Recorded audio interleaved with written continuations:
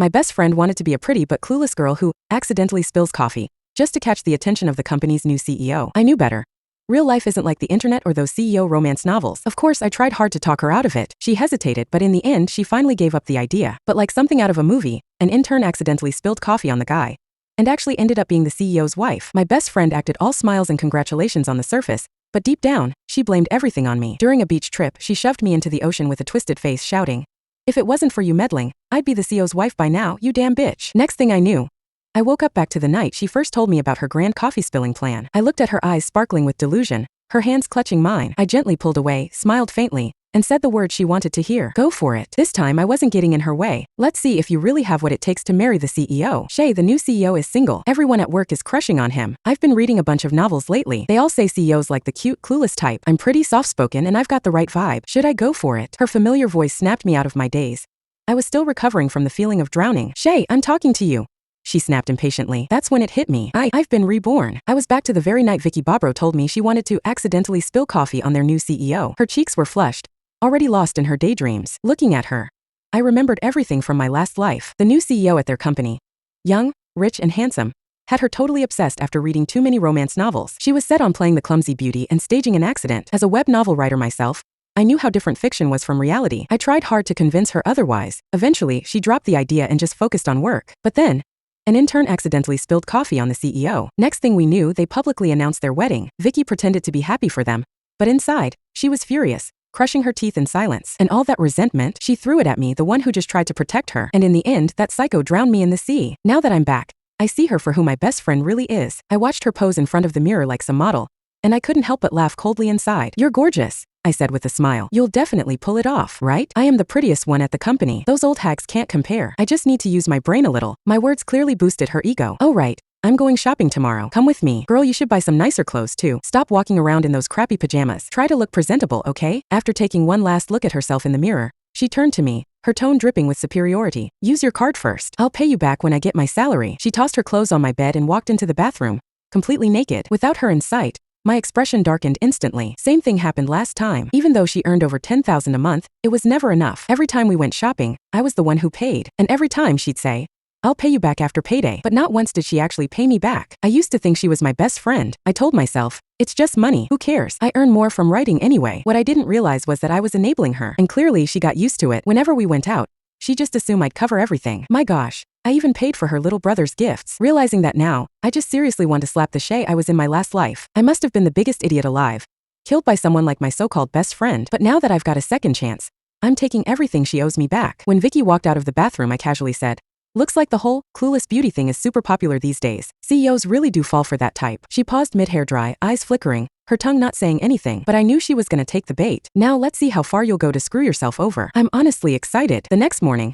she dragged me to the shops at the Braven. She was never shy about spending on herself, especially when it's my money. Vicky, a tall, well-dressed man, walked toward us just as we entered a high-end store. What a coincidence. Oh hey, Mr. Blunt. Her annoyed face instantly melted into a delighted smile. Fancy seeing you here too. There's a partner company nearby I'm visiting. My assistant went to grab coffee. Would you ladies like one? The guy looked classy, polite, and genuinely charming. No wonder Vicky was obsessed with him. Oh, I won't say no, Vicky replied delightfully. Her boss then turned to look at me, and I could see he was surprised. There was a flash of interest in his eyes. Oh, hi, you're... Vicky immediately stepped in front of me. This is my bestie, Shay Brockenbrough. She's super shy around strangers, Mr. Blunt. Don't mind her. I played along, ducking behind her. The last thing I needed was to get tangled up with some CEO. Sir Curtis, your coffee. His assistant returned. Curtis then handed the cups of coffee to Vicky with a warm smile. She blushed, took it with both hands like a schoolgirl, and then waited. When her Prince Charming was out of sight, she tossed the other cup in the trash. You don't really like coffee, right, bestie?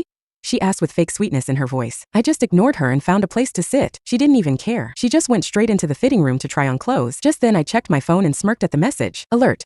Your card ending in 6823 has been temporarily frozen due to unusual activity. Please contact Riverstone Bank at 1-800-555-2471 or check your mobile app for details. Now what's she gonna use to pay? Ma'am, your card's been declined. Do you have another one? Vicky was lounging on the couch, waiting for the sales clerk to ring her up, when she suddenly sat bolt upright. What? That's impossible. Your machine must be broken. Try again. I'm sorry, but your card's really not working. I sat comfortably in the lounge area, watching through the glass as Vicky's face turned red then pale. Wow, it's not every day I see someone so entitled while using someone else's money. Soon my phone rang. The second I picked it up, she barked, "Shay, what's up with your card? Why can't I use it?" Oops, sorry. Just saw a message from my editor. Turns out someone plagiarized my book and they're investigating both sides. My royalties got frozen for now, so then give me your credit card. That bitch shamelessly demanded. I don't have one. In the end, she still bought the 4 outfits she'd picked out, but not without maxing out 5 of her credit cards. On the way out, her face looked like she'd swallowed poison. She shot daggers at me with her eyes, but I acted like I didn't see it. I just kept scrolling through my phone until a Facebook notification popped up on the screen. Someone sent me a friend request. The second she caught a glimpse, Vicky's whole face flushed red. Before I could react, she snatched the phone right out of my hand and slammed it to the floor. And then, like someone possessed, she shoved me hard, grabbed my collar, and yanked me down with her. Shay, why the hell did Curtis add you? Were you trying to seduce him? My God. Her eyes were bloodshot, her voice low and enraged. What the hell is wrong with you? I snapped, yanking her hands off me. She chased after me like a rabid dog, demanding an explanation. Answer me. Why did he add you? I was gonna ignore her, but then I paused. Knowing her temper, I figured I'd throw her a bone. Oh, it might be because his company wanted to buy the copyrights to my book, but I already signed with another publisher, and they're trying to convince me to switch. Why didn't you just say that earlier? I almost misunderstood. She huffed, smoothing her skirt. I knew it. There's no way Curtis would be interested in someone like you. Right. She always looked down on me. Back in college, she was the arts committee rep and ran the school's PR team, while I was just the girl with decent grades and nothing else going for me. Guess she kept me around as her best friend, just so I could be the foil that made her shine brighter. I didn't bother responding to her mockery. I just picked up my smashed phone and walked away. She just writes some trashy book and thinks she's hot shit. What a freak. She didn't even try to lower her voice. It was loud enough for me to hear clearly. In my last life, I would have brushed it off as her just being upset. But now I know better. Dang, my best friend has always been this toxic. 2 days later, I got a contract in the mail from Atlas Publishing. That night, Vicky knocked on my door. Shay, don't sell your book rights to Atlas. Sell them to our company instead. I know we can't offer as much, but hey, we're besties, right? You'll help me out, won't you? Just like that, she picked up the contract off the table and casually tossed it in the trash. Damn, I thought. This bitch is so sure I'd say yes. Vicky, I already promised them. I can't help you on this one. I looked apologetic, lowered my head to hide the annoyance in my eyes, and pulled the contract out of the bin. Don't forget, Curtis's got his eye on me. Once I become the CEO's wife, you'll be lucky if I let you drink the leftover soup. Come on, don't be stupid. Sorry, Vicky, I really can't break the contract. She opened her mouth to blow up again, until she suddenly seemed to remember something that made her force herself to calm down. Forget it. I'm going to bed. Go take your shower. I smirked to myself, nodded, and took my pajamas to the bathroom. After my shower, she was gone. So was the contract. Then I saw her message. Had to leave early. Don't worry, I sent the contract out for you. She really is that desperate. Yikes. I copied the home security footage, pulled out the real Atlas Publishing contract from my drawer, signed it, and mailed it myself. The next morning, I got a call from an old college roommate. Hey Shay, did Vicky hit the jackpot or something? I mean, her Facebook is full of designer stuff lately. Did she snag a rich boyfriend? I blinked in a little surprise. I opened Facebook to see what she was talking about. Oh, Vicky's feed looks like a luxury catalog. Indeed, she's probably doing it to get Curtis's attention.